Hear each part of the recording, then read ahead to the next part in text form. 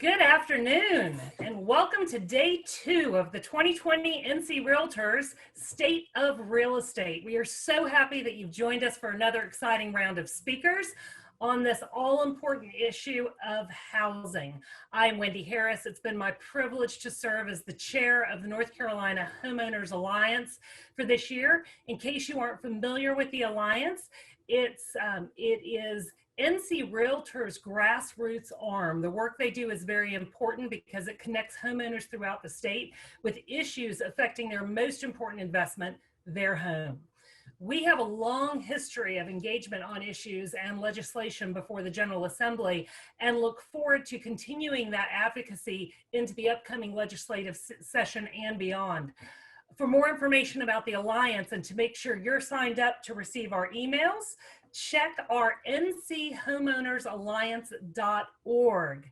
Again, that is nchomeownersalliance.org. Today, I have the pleasure of introducing a truly dynamic speaker. I had the chance to see her speak at the National Association of Realtors Housing Opportunity Committee in San Francisco last year, and immediately became a fan. I knew she had to be an NC Realtors event speaker at the soonest possible moment. In fact, I was texting staff on my way out of that meeting. It is the first committee meeting I've ever been to where the speaker received a standing ovation. I am so excited she is here with us today. And the staff will back that story up because they were getting texts and phone calls from me all that afternoon and evening. So every housing market across our country is facing a crisis in one way or another. From a lack of supply to a challenge of affordability, something has to change in order to keep our communities a great place to live and make a living.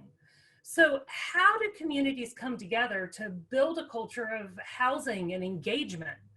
Dr. Tiffany Manuel is a leading voice in helping leaders understand the value of building public will for transformative change. Dr. Manuel, or Dr. T, as she prefers to be called, is a dynamic speaker. She is a best-selling author and the president and CEO of The Case Made, an organization dedicated to helping leaders powerfully and intentionally make the case for systems change.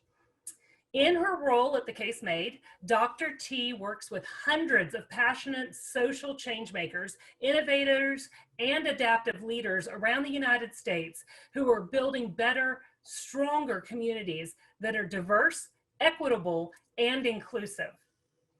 By aligning their community stakeholders around the kind of deep system changes that can improve population outcomes, these leaders are able to grow their impact, scale their programs, and harness the investments they need in order to improve their communities.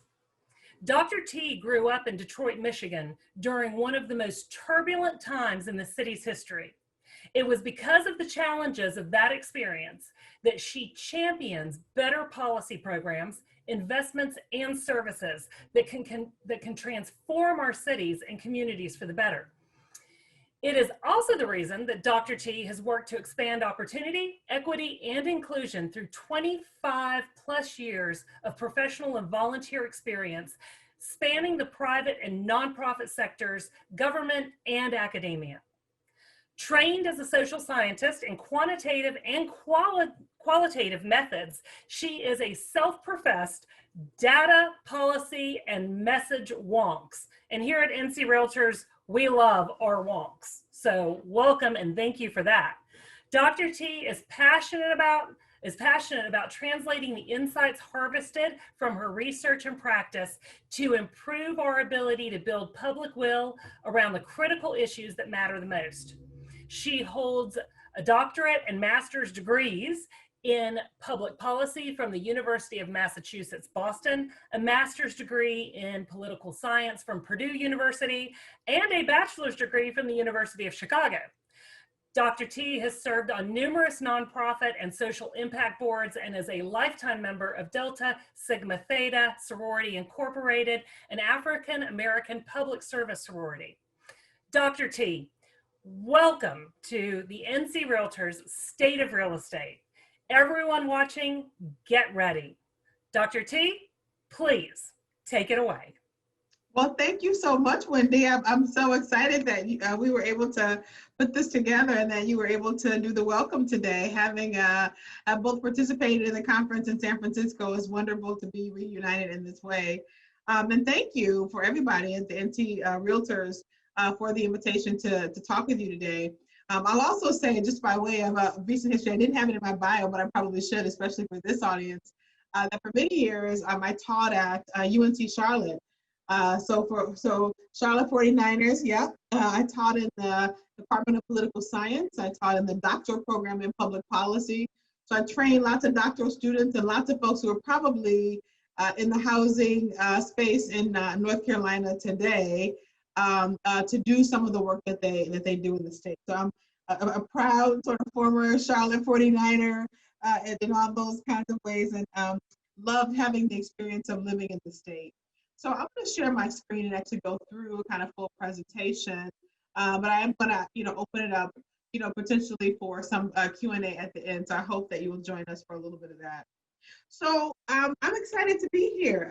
This is a really important moment, I think, for many of us who've been working in the space of housing and trying to make sure that people have homes that they can afford, that they're proud of, that in communities that are thriving. And I think of the role of realtors as sort of helping to make that happen for a wide range of families across the country. So I'm going to be talking about what it means to be breaking new ground and building support for the work that we do, and why your role as realtors is really crucial, and particularly at this moment, and hopefully give you some ways to think about that in a little bit, maybe a little bit differently than you might have before we had a conversation. First, I want to share just a little bit about what I actually do in my practice at the Case Made. It's an organization that I founded, and it started out really as a part of a practice when I left Enterprise Community Partners. I was part of Enterprise, some of you may know, as a large national housing intermediary, provides capital across the country. We provide about $20 billion of capital each year mostly for affordable housing projects, but some of that was commercial real estate, a lot of tax credit deals, new market tax credits, opportunity zones, low-income housing tax credit, et cetera, right, to projects all across the country. And I served in a role there that was the Vice President for Knowledge, Impact, and Strategy, helping the organization to guide the way that we make those investments across the country.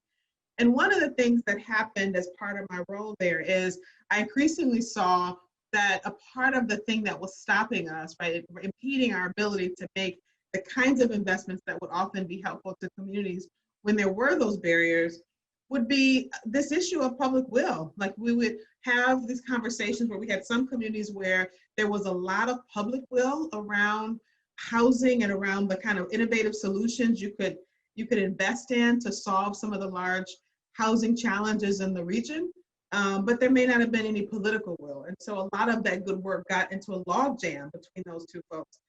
In some places, it was the opposite. It was that you had a lot of political will in place, but you didn't have any public will. So, for example, in places where, like in Los Angeles, we've been working where, and there are probably plenty of examples in North Carolina I could raise as well, where you have policymakers put aside resources to deal with issues, to build more affordable housing, to do more development work, but then you've got a lot of community opposition for a lot of reasons. Some of it may be, not in my backyard kind of stuff, but some of it was just what we might term affectionately, the bananas, the sort of, I don't want you to build absolutely nothing anywhere, like ever, never, And so a lot of good work that we were trying to do would get stuck in the process of people not either interpreting the intentions of what we were trying to do, or in this logjam between either having political will and not enough public will, or public will but not enough political will.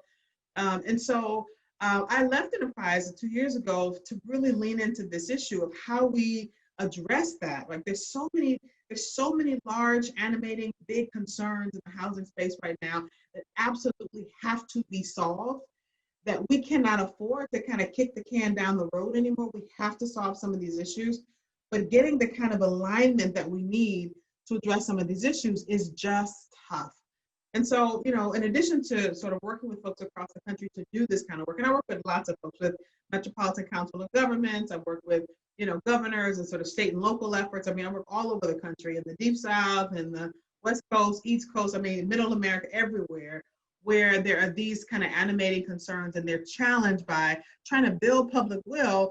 And I will say that, this is really, that we are in a really challenging moment to engage folks around some of these issues, right? When you've got so much, alternative facts, fake news, like you got the, conversation about what the media provides. You got so much, sort of fake clickbait on the internet, conspiracy theory. It's just a really interesting time to be having people lean into a conversation about changing our communities. Been so much of what people actually have as a steady diet of information is so skewed in one way or another that it's hard to even have like a coordinated like series of things that are a reality for all of us, right? And so the opportunity I hope that you all see as realtors is you all have a unique position to shape these conversations in a way that feels like it's outside of the context of some of that unfortunate partisanship or tribalism and all the other things that are happening. And so my role today is to help you to see a little bit of that role more clearly, and give you some advice and counsel about how you can best serve that role. So let me just start where we are, which is a whole series of things are happening around the country. These are just a couple things, right? Probably all across the state. You've got, just the challenges of folks who are doing affordable housing and trying to figure out how to, is it workforce housing? Is it missing middle housing? Is it, truly affordable housing? Is it permanent supportive housing? We've got so much stuff going on just in terms of trying to figure that out. But we've also got stuff around gentrification, displacement in communities, trying to cue up that conversation and talk about what is happening there, conversations around fair housing. In some communities, they're battling issues of blight and the need for whole-scale redevelopment. In other places, you've got the folks saying, I don't care what you build, but not in my backyard. And then we have this sort of looming eviction crisis coming out of COVID-19. You've got millions of Americans, probably a good, several thousands probably of folks in North Carolina who potentially could be facing eviction if we're not very thoughtful very quickly about what to do about the financial and economic fallout of COVID-19. So we've got some big challenges, and I'm sure I don't have to say this very loudly for you to already connect to it. In the housing space, our housing systems are facing some of the toughest challenges we've seen in more than a generation. Like, they're always challenging. In any field, our industry, there are challenges and things to be overcome. But what we're looking at in the housing space, not just today, but in the future, is the need for a significant transition and transformation, even in terms of reimagining the way we even think about housing and what it is, in our relationship to it, how we fund it, how we source it, how we resource it, how we dispense it in our communities. And all of that kind of is up for discussion. And, I would say as we try to get people into this conversation, we're facing some pretty stiff headwinds. And let's just talk about what just some of those headwinds are. When you think about, the headwinds of just the partisanship to the Democrats and Republicans and all the independents in between, there's a lot of that going on. We in the housing space have been in a fortunate position of having housing be relatively nonpartisan. It's not an issue that's just for Republicans or just for Democrats. It's been both. It's been a priority, or at least a subject of conversation for both. And there's a real need for us to stay bipartisan. And it gets tough in the context of all the craziness that's happening around us. But that is necessary if we are to bridge the gap on some of these issues and move more transformative solutions forward. In addition, I would say, and this is an example from New Jersey, but I would say, just in line with what I was talking about before, we're living in an environment that is increasingly polarized, not just by politics, but a whole series of issues where people are inherently suspicious. When people say they're going to do some good in our communities, we don't immediately sort of recognize that as, okay, wow, folks are trying to do some good stuff in our communities, or with us in community. And so when people are polarized and suspicious, which is the kind of political and social environment we're operating in, it makes it really difficult to do some of the work that we're trying to do. This is just one example. Shelter Force Magazine put this out in September. I'm on the board of Shelter Force Magazine. It's a national magazine dedicated to community development, which tries to lift up some of the things that we're talking about as we are trying to develop communities in the space. And this is an example in Camden. So in Camden, right, New Jersey, for many years, right, activists were talking about, listen, we want you all to build something, to develop something more than just the waterfront, right? There's been a whole lot of waterfront development in Camden, and it's beautiful. Nothing wrong with having a beautiful waterfront, but the neighborhoods have been suffering because they haven't had enough development. So finally, policymakers said, okay, now we want to really focus on the neighborhoods. We're going to start doing some developments. And now they want to do that. The community says, no, we don't want any more development. And if you look at the quote at the bottom of the slide, this is just one comment out of many that you can go read the article. There's many of them. But one of the residents said, we don't want this because, quote unquote, they're not building this for us. And so their concern is that this may be some affordable housing and some market rate development that, housing that's coming into the community. But at the end of the day, what's about to happen is what follows that development is going to be the Starbucks and then the Abercrombie and Finch and then the and then a whole lot of folks who are running out of places, right, where they can afford in the region are going to get displaced and priced out. But I hope you see the sort of catch-22 here. It's like, on the one hand, policymakers have said, you've been asking us to develop something more than the waterfront for years. We're finally saying we're ready to do that. We want to make significant investments. And now you say you don't want it. It's like, I mean, what do you want us to do, right?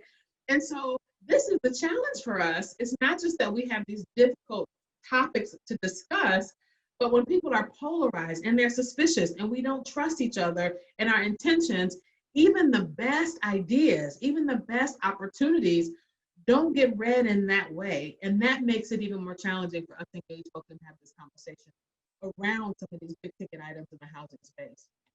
So some of you may know another part of the headwinds. Last slide, I'm gonna do on the headwinds, but one of the headwinds, a colleague and I wrote this paper a couple years ago called You Don't Have to Live Here. Some of you may have read it, some of you may not. You can get it on my website at www.com, thecasemaid.com. But one of the things we tried to do was talk about the traditional housing messages about specifically affordable housing and how those messages backfire. I mean, consistently, when you go out and you start talking about affordable housing, and I will say, y'all are realtors, so y'all probably hear more of this than, a lot of folks. You all know those backfires. Backfires like what's at the top of the screen, the mobility and personal responsibility backfire. Like, listen, this is North Carolina.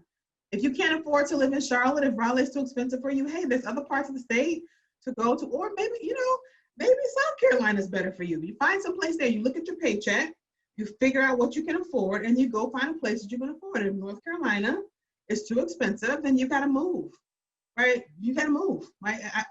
But what you won't do is move to a place in the state where you really can't afford it. It's beyond what your paycheck can support. And then you ask me, right, as a taxpayer or whatever, to then subsidize you being in our community. Not having it. And so, a lot of folks who are trying to raise this issue about, having a diverse mix of homes at all price points across a community get stuck in that chasm because of some of these huge kind of the way that people think about housing is challenging. You can download the paper, but what we try to do is just talk about what are some of the ways that folks are trying to lift up housing and how it really, we just get cut off at the knees as we're trying to message about this stuff, and it totally backfires. And we talk also about some of the things that we can do about that. So what I want to do is even move even beyond that. I think you're perfectly willing and, I'm perfectly happy to help you move there. But here's what I want to say about your role as realtors.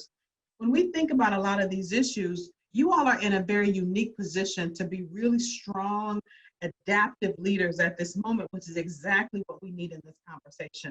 I want to go over kind of 5 key points really in my presentation to talk about what that means, right? And for you all to show up in this particular way at this really critical moment for housing. So the first thing I would say is there's a real need, for you all to be positioned as interpreters of both the technical and adaptive challenges. You all understand the housing market and the ways in which people are talking about housing at a level of depth that most people don't. And you all are also touching the folks who do the technical work in the industry, as well as residents, folks, average everyday folks who are just trying to get a mortgage, rent a house, buy a house, or whatever that is, save up for a house, get positioned for a home, but whatever that is, you all are the kind of interpreters between what's happening. You all are often the first place when people have questions about what's happening in terms of buying a home or getting a space in this community, you all are one of the first kind of, I would say frontline workers in the space, literally, right? And so you have a unique role as an interpreter of what is technical. And I would say that at this moment, that role is a critical. Housing is tough. Most people have absolutely no idea what it takes to develop the communities that they're living in. They don't know how housing is developed. They don't understand all the different players. They don't know all of that stuff. So it's hard for them to sort of lean into a conversation about what we should do to change housing if you don't really know like how things get built in the first place. So I actually want to just talk about what happens when we only have folks who understand the technical aspects of work and they're trying to convey that, how that is heard by folks. This is a little clip from Chris Hayes. Chris Hayes has a show on MSNBC, comes on every night.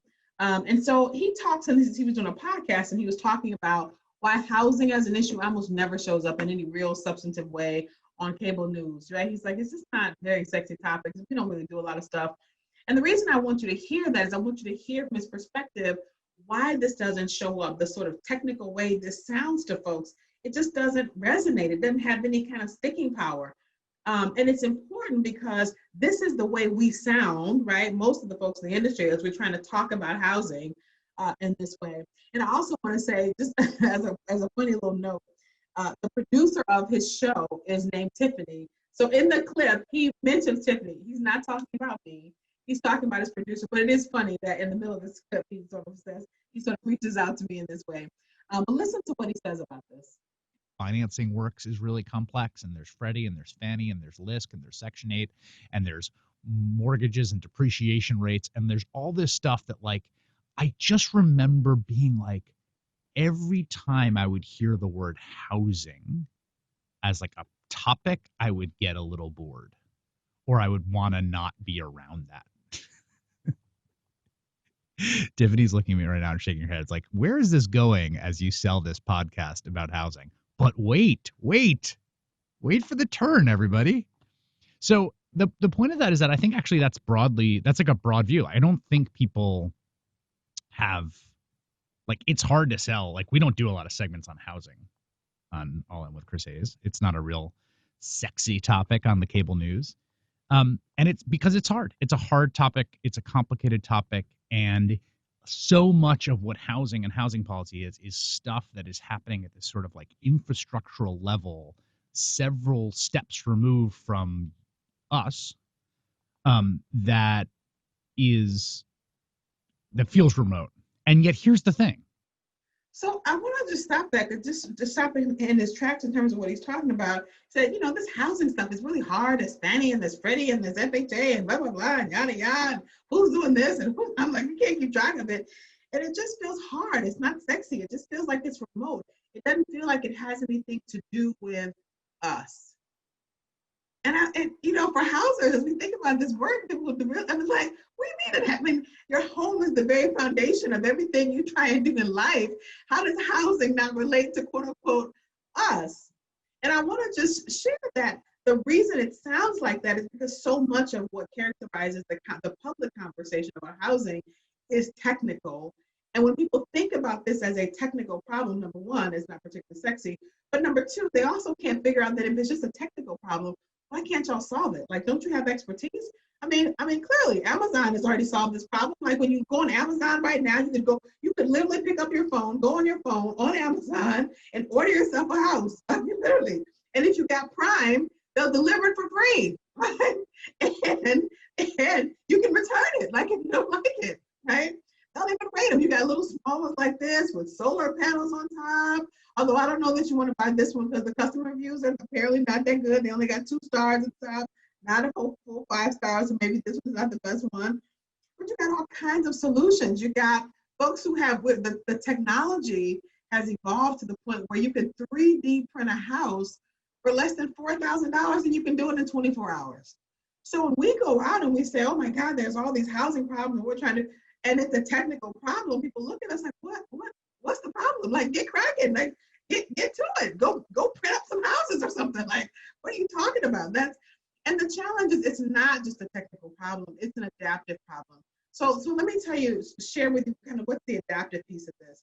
This is just an example, one of thousands I could share. This is one in LA where they announced last year, I think they were doing, they wanted to have pod shares be used for homelessness because there's so many folks who are homeless. They thought pod share, the folks who have these pods, we could turn these pods and the factories that we use to house the pods, we could turn that in places where folks could actually live and give folks who are homeless a chance to have a place at least to get out of the right elements of the cold. Well, immediately that set off a social media firestorm. Who do you all think you are? This is like a voluntary concentration camp. You wouldn't put your mother in there. Like this feels like a Soviet communal housing experiment. This is not how we treat people here, human beings. And the thing just blew up in the face of the folks who were trying to present this as a legitimate technical solution to what is a large problem for LA and probably many cities across our country, maybe even some of the communities in North Carolina. And I'm sure there are lots of innovative solutions that folks are trying in North Carolina to put forward. Some of you are probably thinking way outside of the box, like these folks, trying to be innovative. And if we're not careful to help people understand the need to adapt the way that we think about housing beyond the traditional single family unit, beyond the traditional, right? If we don't do that, we're not going to be able to solve the sheer scale of the problems that we have in housing. So the technical solution is great, except that if you're not doing the adaptive work to help people understand that there's a need to adapt to the world that is coming, right, quickly, that we get trapped in this conversation that is not very helpful. So adaptive leaders, what I'm asking you all to lean into is a space where you help people visit the future and to prepare for what we're going to need to get there. Because right now, folks are stuck in a very small, myopic view of what housing is and what it means and how it's built. And the technology has clearly outpaced our ability to engage folks. We got to catch up. And to get you all in the spirit of this conversation about this, I want to do this. This is an early clip of Bill Gates many, many years ago, where he was trying to talk about this new thing, this crazy new craze, something called, like, I think they called it like the internet. And he had to help people visit the future of what that could look like. I want you to listen to this conversation just for a second. But I think about this, and what about this internet thing? Do you know anything about that? Sure. What the hell is that exactly? Well, it's become a place where people are publishing information. Right. So everybody can have their own homepage. Companies are there, the latest information. It's wild what's going on. You can send electronic mail to people.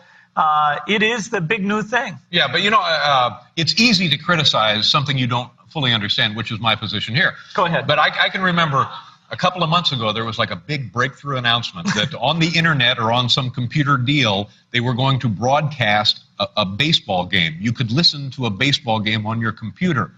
And I just thought to myself, does radio ring a bell? You know what I mean? So I'm going to stop it there. But I think that we're at that moment in housing, right, where we got to help people imagine what this could look like. People are stuck in a very small kind of myopic idea of what having a home is like. And I think we need to take a page out of the playbook of some of the technologists who say we have to help people imagine stuff that they can't even, that they're struggling with right now. And I love Steve Jobs' quote, that our task is to read things that are not even yet on the page and help people get there, right? That's what's been called as adaptive leaders. And I'm asking you all as realtors to think about, as you're doing this work, how you help people to visit the future. There's so many great opportunities, right, to reimagine our communities and kind of what we need and different housing types. In most communities, we need a lot of diverse housing. Some folks want single family homes with a white picket fence like this one and a little garage, and some people want the larger houses. Some people want the townhomes or apartments or things by the water or things by the lake. There's a whole lot that we can do, but we got to be able to think creatively. And I just love this little short clip of Zillow, which is a cute little ditty, but it just kind of gets you in the spirit of like, everybody's got to find a place in a home, and we got to continue to help people kind of find the spirit of having a communities that are really diverse, right? Everybody wants a place to be. Lobsters live at the bottom of the sea, while I'm at the bottom of the air. that because the little song, but it's also just the diversity of housing types. When we think about what's happening in our community, housing is going to look very different. The technology looks like this.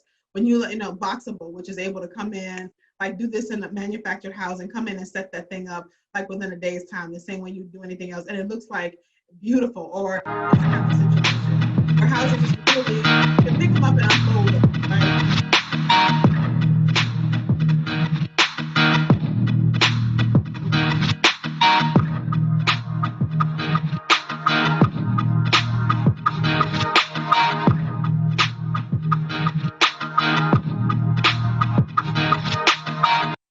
So my challenge here is not to get you onto the technology, but there's a whole range of housing that we're going to need, and we got to get creative because the scale of the need, not just in North Carolina, but across the country is so broad, right? Helping people see there's a whole range of folks who will need to live in this community. We got to figure out how to make sure that we're living together in a way that makes sense. Even things like this, the adaptive reuse of shipping containers, right? From an environmental standpoint, we have millions of these shipping containers that are literally about to be thrown away. That's hard to get rid of that material. But we can really do some really creative, beautiful things with those, right? That don't require a whole lot of additional work. We have, right? And I even think in North Carolina, I think there are a couple organizations who are proposing something like this. But I can imagine when you tell some folks in some communities in North Carolina that you're going to be building homes or putting a community together that is based on shipping containers, I can imagine what the city council meeting is going to look like. I can imagine what the zoning board meeting is going to look like. Right? But again, our role is that adaptive leadership. How do you help people adapt to the idea that our housing can look different? This is social housing, like folks who are the shared housing, right? Different, opportunities for shared housing. Looks a little bit like a dormitory, but right, for a lot of young people who are just starting out, that may be a great opportunity for them to have a space in a community that they otherwise would not. Why not, right? Or just fixed income development, or even, interesting financing arrangements. Some folks are doing things like tiny homes. I'm sure you've got folks who've been proposing some of that, or even just having church organizations or houses of worship, help people to save for a home and being really innovative about what that looks like for some of the land trusts or community land trusts. There are hundreds, literally the possibility of solving some of these issues that we have are endless, but you and I are called to help people to adapt to the world that is coming, right? And so as realtors, what I would say is you all have an amazing opportunity to lean into that space.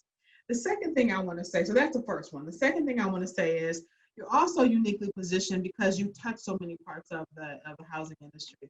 So we all know that in order for us to really advance innovative housing solutions, you got a lot of folks a lot of systems are working here. You got builders and architects and the housing plan and the zoning board and the plan. You've got, the construction folks, the folks who are general manager of the things. You've got you all as realtors. There's so many folks, right, in the space that have to be all aligned for the work that we're talking about to go well, that it requires folks who actually do have a way to touch these folks. And as realtors, you all actually do touch a lot of these folks, not just in the day-to-day work, but just out of being involved in this conversation. And so what I would say to you is what Warren Buffett, said to investors many, many years ago. He said, listen, predicting the rain doesn't count.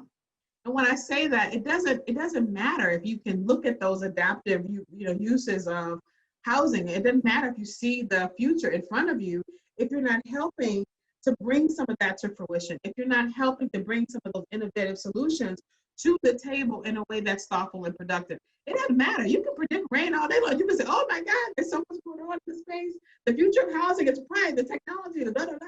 Okay, great. And then how do we do it? How do we get it done? How do we engage folks so that they feel like they're part of something bigger and they want to be part of it, versus having people get really upset because they don't understand the context of what's happening and they're not really ready, right, to be in that adaptive space.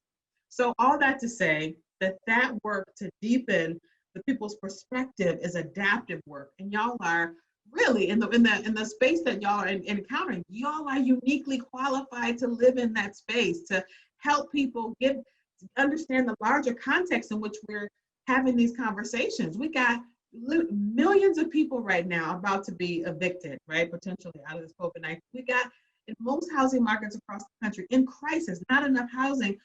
we got to figure something out. Homelessness as an issue is growing for most parts of the country, or at least the parts of the coastline at least.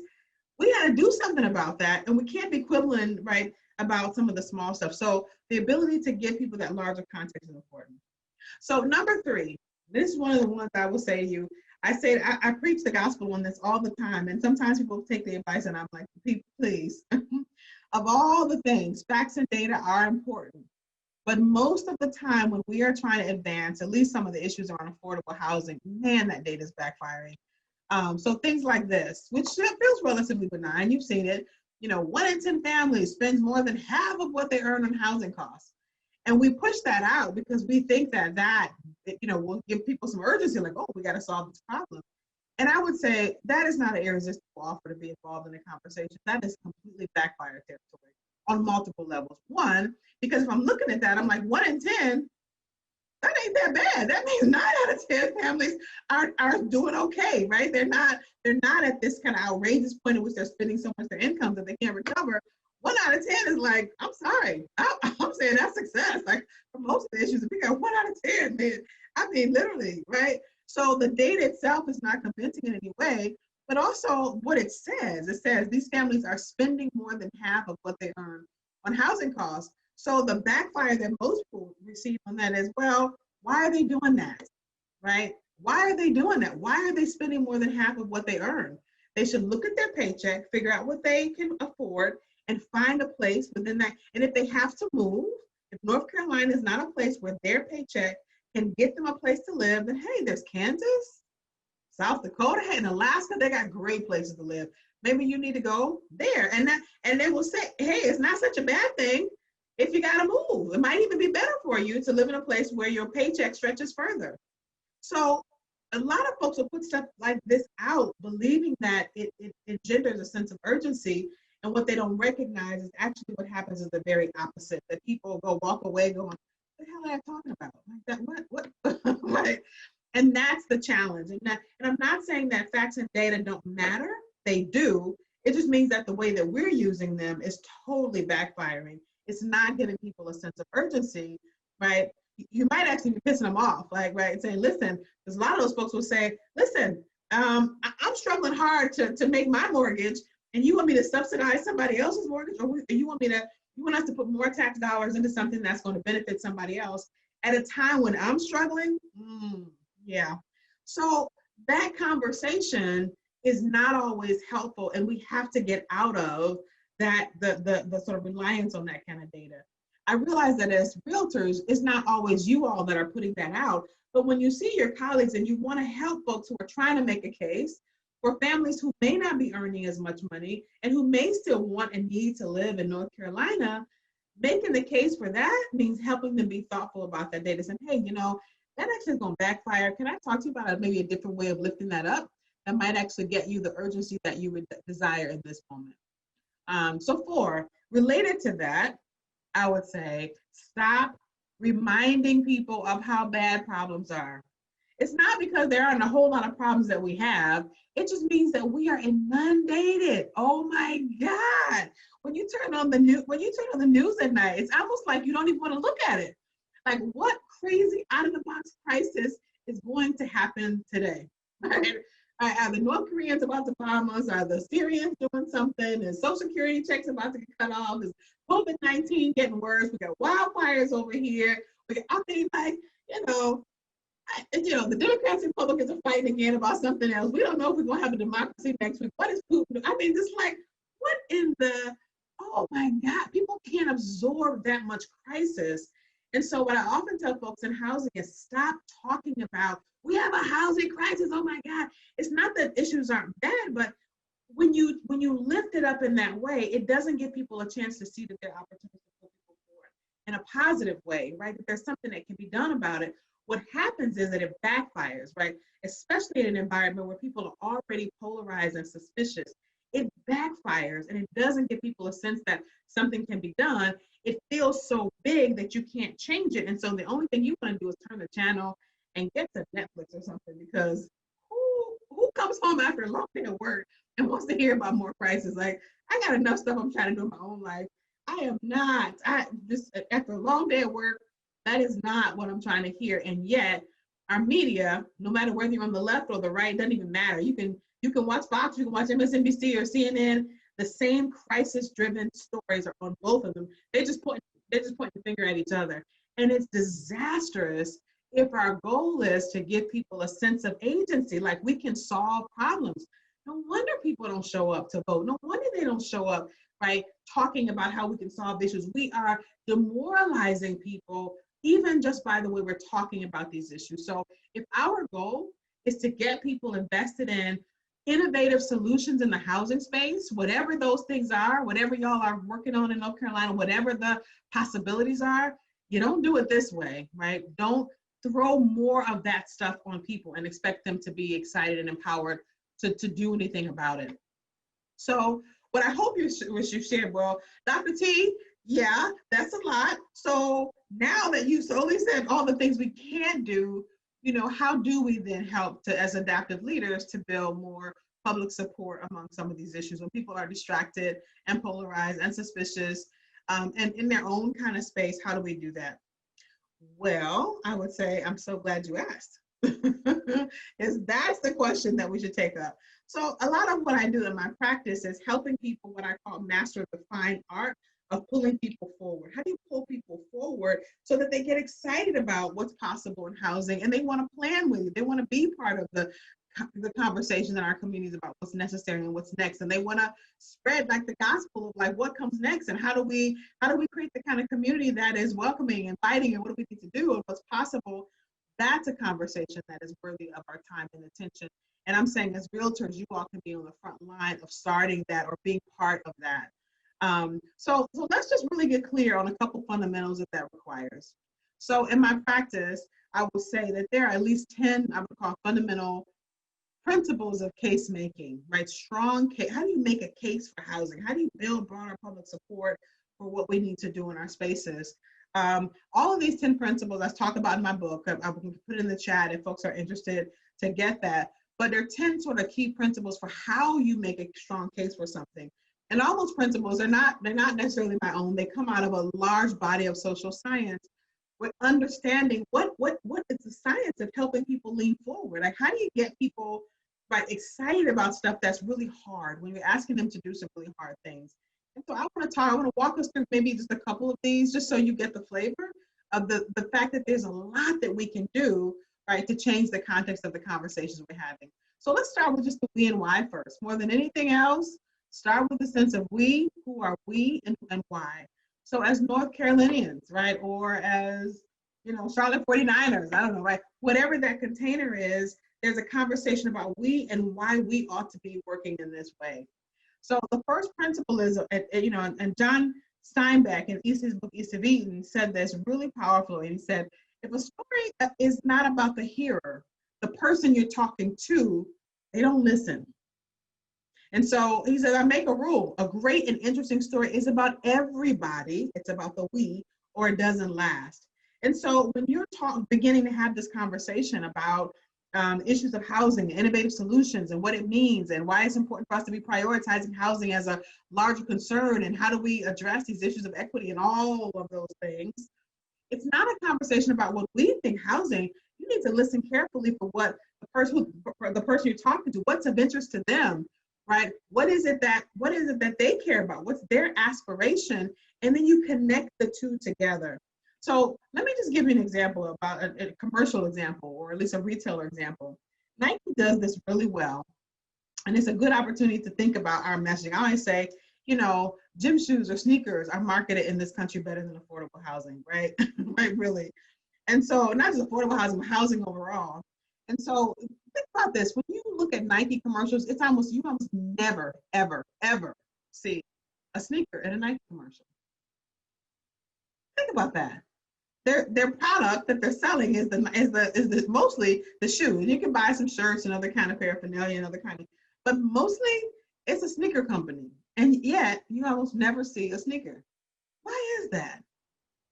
Because they figured out, right? They hire a lot of good social scientists like myself to do a lot of research to figure out what Americans want. Like what are they missing? What do they want? And they've done a lot of good research to suggest to them that Americans overall feel generally pretty powerless to change a lot of what's around us. And so when you put in front of them these images of people doing fearless things like getting out there and solving things and tall, climbing tall mountains and doing the impossible, and wow, people, the emotional energy of that is more powerful than any sneaker they could put in front of you. And so they figured out that they can sell more sneakers and gym shoes by putting in front of you your aspiration than they ever would if they put gym shoes in front of you. In the housing space, we need to do the same, right? It's not that, it's the bigger vision of what people want in their communities. And when you think about whether you're in Raleigh or Chapel Hill, or wherever you are in the state, what are the people in your community, Greensboro, what do they want? What is so important to them, right? That they're willing to lean into this conversation.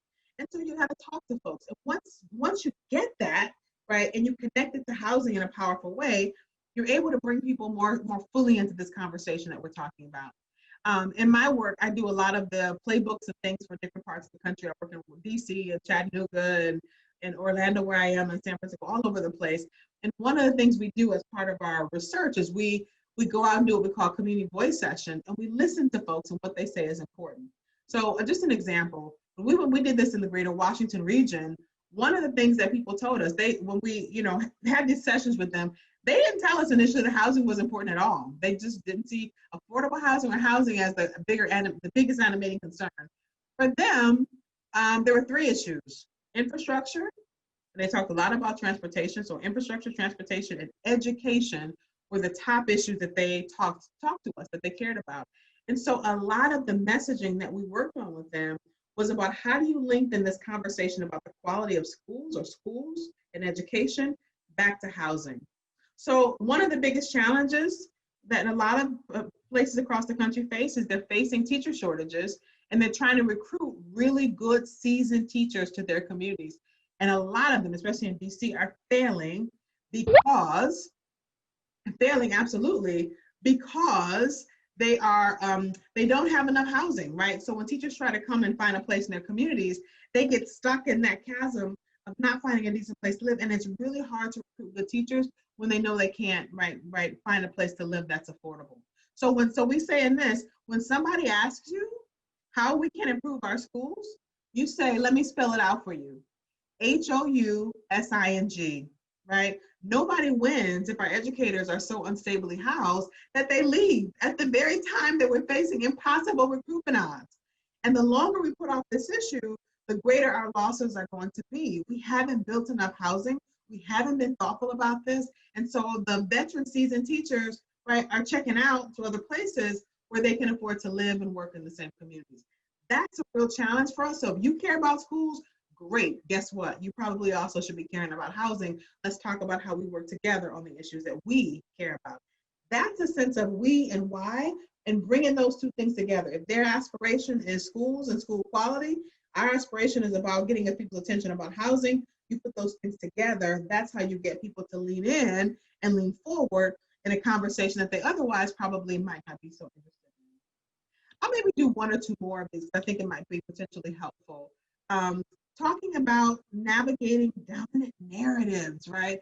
There are narratives that are often dominant that are sometimes not particularly helpful to us, and they get in the way of having people be able to lean in. And so on issues of things like homelessness, when you try to engage people in the conversation about homelessness, most people don't want to really lean into that conversation. They accept to say, can you get people off the street? It's an eyesore, it's not, I don't want to, right? And so it's hard to get greater public will around solutions that will tackle this as an issue. And so reframing and navigating around that as a negative situation is really important. And so in some of the communities in which we work, we work with them around resetting the frame. So this is an example. In DC, we've been talking about this issue around, talk to folks about what it means to have an address, not homelessness. Just start there. Think about what it means to have an address. And these days with the postal system I don't know what's going on with that. But anyway, what it means to have an address, right? It means that you got a place to collect mail. It means you can register to vote. It means your kids can be enrolled in school. It means you can get a job. I mean, all the things that you need to be fully enfranchised in a community or have any level of rights are embedded in this address, this little simple little thing, right? And yet so many people across our region don't have one. And you can talk to folks about their address and what it means to them. Now, our homes is where our kids are getting educated, right? Because lots of us are not sending our kids to school right now. Lots of us even do continuing education. Probably many of you as realtors have to do continuing education. A lot of that's taking place in your home. A home is so much more, your address is so much more than just four walls, right, and a roof. It's also the case that most of us are working from home, or a lot of us. Now, as realtors, many of you probably worked from home before, but now you've got a large swaths of the American population at home and setting up home offices, because that's going to be the place where they work. So it's not just the place where you go to lay your head at night, it's also the place where you earn a paycheck that allows you to support your family, right?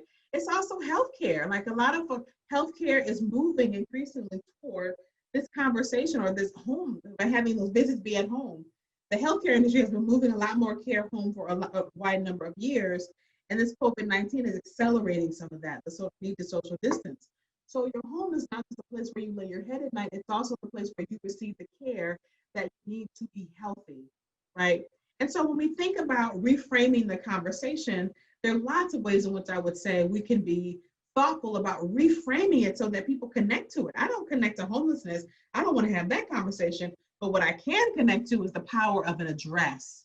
And how do we make sure that every person in our community has one? What does that look like? What is the work that we need to do about that? And how can we be creative in terms of the solutions that began to get us there? I'm going to do one more as our last, as the last part of this, and then I'm going to turn it back over to our host. The last one is this kind of story of us, lifting people up in their sense of agency around some of these issues. What I say is storytelling is really, really powerful. In fact, when we go to sleep at night, we even dream in stories. I mean, think about that, how powerful, right? Dreaming in stories are just, we are addicted to stories, whether we know it or not. Our brains are actually wired for storytelling. And so you and I have to get much better at the stories that we are telling, not just about housing, but especially on the issue of affordable housing. So much of the affordable housing space is about, right, the challenges of particular people who are not making it, right, in terms of our communities. And the challenge of telling that story over and over and over and over and over and over again is people don't want to be in that story. I don't want to be in a story like that's not my story, and I don't want that to be my story. So they want to look away as opposed to being inside of that story. So our opportunity is to open up a space where the stories that we're telling actually include a wide range of folks, right? On the left hand, this was a group in Chicago where they had said, listen, we need the people who need affordable housing. It's not that they need affordable housing. We need the people who need affordable housing, especially in this moment where essential workforce is like, these folks are on the front lines on a number of different ways, right? We need these folks, and there needs to be a narrative that lifts that up as our storytelling. The right side is a group in Boston lifting up a whole range of folks who are in need of affordable housing, right? From the professor at MIT who's just getting started, from the woman who's a teacher, to the folks who are doing startups. They're starting up their companies, and they're saying, listen, we need employees, but we can't pay our employees what it costs to stay here. We need that. We, as business owners, need affordable housing. Not just they need it, we need that. And I want to just lift up that particular space. When you think about, I do a lot in the technology space, a lot of the techie folks. And what I will say to you is, what technology folks will tell you is that the workforce, the retention of talent is critical.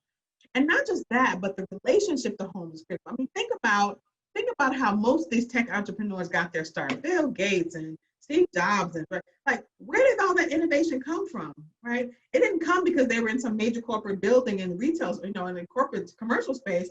It came because they were tinkering around in their garages, in their basement. And so we often dismiss and miss that opportunity to connect to folks. Freakonomics, which is these economists who do all this kind of interesting economics work, did a podcast on this at the end of last year, which I thought was brilliant. And they were talking about how much innovation actually takes place in our homes. That Americans invest about $41 billion a year in investments that eventually pay off in these larger, like the techie folks. They talked about the different kinds of investments, the personal computer, the mountain bike, the artificial pancreas. None of that stuff came from an R&D lab of like corporate, like laboratories.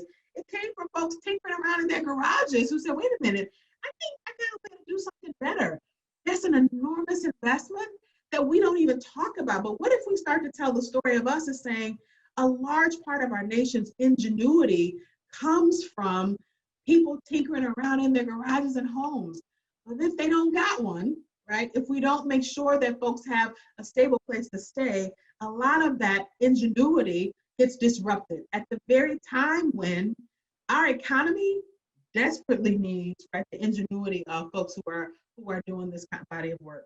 So I will say, there are lots of ways we can talk about this. What I would say is there are 10 sort of overall principles of strategic case making. You can get my book online, which I walk through lots of examples of this in a variety of different spaces, not just in housing, but education, healthcare, et cetera, for how we make a stronger case. And I just want to step back and say, as you know, as I'm sort of wrapping up our conversation here, again, by saying that you all are in a very unique position to help folks in your communities as interpreters and guides to understand what the heck is going on between the technical folks who are talking about Fannie Mae and Freddie and blah, blah, blah, right?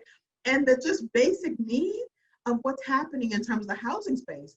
You all are great exemplars of that potential, that adaptive leadership, helping people to visit the future, because right now we are absolutely stuck and it's killing our chances of actually doing something about what the challenges that are happening in our community. You all can be great ambassadors, helping to get people out of the, telling folks about every crisis that's happening in housing and using negative data. And you can say, hey, can we flip that around and have a more positive kind of discussion about what's possible because of our investments in the housing space and what we get out of that collectively? You all are on the front lines of that conversation. And I guess my ask of you is to really lean in hard, because the issues that we're facing in the housing system right now are critical, they are urgent, and we have to get to a point where we can solve them together. So I'm going to stop and say thank you very much. Thank you, Dr. T. Thank you again Thank you so much for joining us today. Everyone, please join me. Give a big virtual round of applause to Dr. T for being here. And now for all of our participants, we're going to take a brief break, and then we're going to return with our next session, Rethinking Housing, Before, During, and After COVID-19 with Dr. Michael Stegman.